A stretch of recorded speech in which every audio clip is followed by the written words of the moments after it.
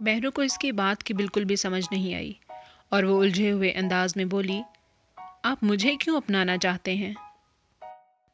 شہریار نے گہری آہ بھری اور بولا، کیونکہ تم خاص ہو۔ مہرو نے سوالیہ نظروں سے شہریار کی آنکھوں میں دیکھا۔ شہریار بلا کی سنجیدگی چہرے پر سجائے ہوئے بولا، تم خاص ہو، کیا یہ وجہ کافی نہیں؟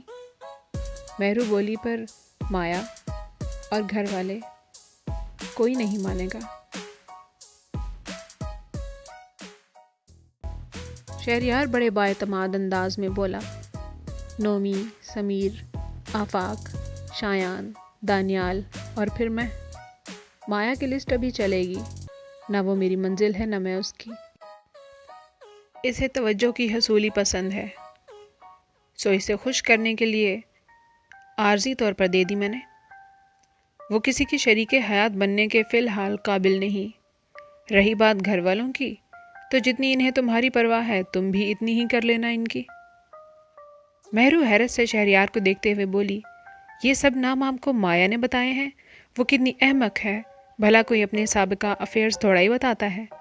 شہریار مہرو کے سامنے آ کر کھڑا ہو گیا اور بولا، میں تو یہ بھی جانتا ہوں کہ ان سب کے ساتھ مایا نے کیا کیا باتیں کی، کیا کیا تحفے لیے اور دیے، کہاں کہاں ملاقاتیں ہوئیں اور ان ملاقاتوں میں کیا کیا ہوا۔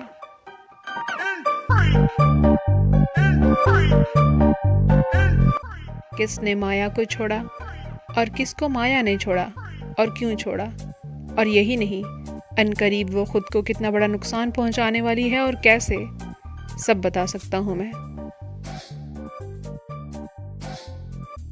البتہ اس بات کی حیرت ہے کہ تم بھی یہ سب جانتی ہو، تمہیں تو پسند نہیں کرتی نا مایا؟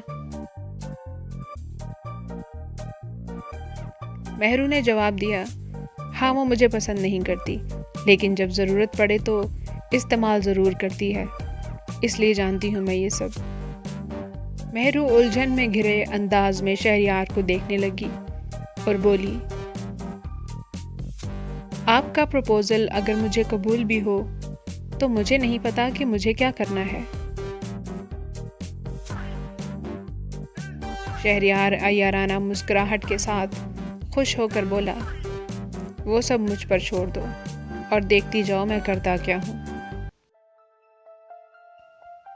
ایک مشکوک مسکراہٹ کے ساتھ وہ وہاں سے چلا گیا۔ مہرو کو یقین نہیں آ رہا تھا کہ اسے یوں اچانک ایک بہت مضبوط سہارا ملنے والا تھا۔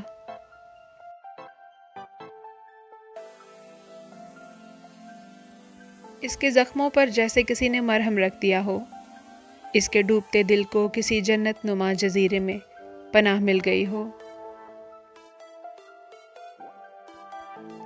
وہ قدرے ہلکے پھلکے دل کے ساتھ چھت سے نیچے اتری اور کمرے میں جا کر شہریار کی باتوں کے بارے میں سوچنے لگی۔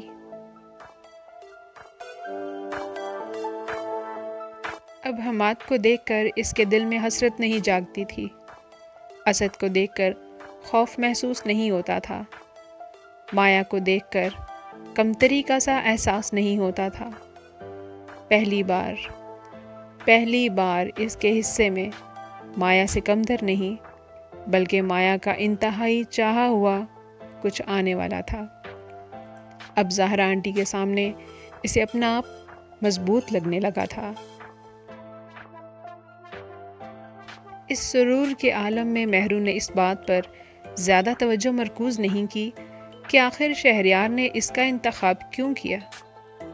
اس کے نزدیک یہ محض قدرت کی مہربانی اور اس کی ماں کی دعائیں تھیں، لیکن اس کا پرسرور ہونا بنتا بھی تھا